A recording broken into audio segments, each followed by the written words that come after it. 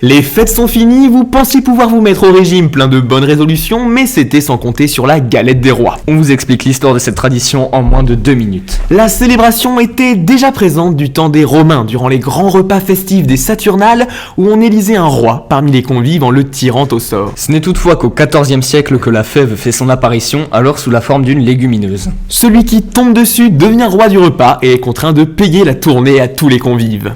Et c'est pour cette deuxième raison que certains préféraient avaler la fève plutôt que payer. C'est pour éviter ce stratagème qu'au 19e siècle, en Allemagne, la fève en porcelaine finit par remplacer la fève végétale. Aujourd'hui, les fèves sont devenues de véritables objets de collection qui font le bonheur des fabophiles, se déclinant en de nombreux designs toujours plus inventifs. Et une seule personne en est privée, le président de la République. Oui, peut-être. La galette de l'Élysée n'en contient pas car on ne peut pas envisager la possibilité d'être président et roi. Et si le sujet qui touche au cinéma, à la littérature, à la musique ou à la bande dessinée vous intéresse, vous pouvez retrouver les différents épisodes de notre podcast. Les liens sont dans la bio. Gadou, la gadou, la gadou, la gadou.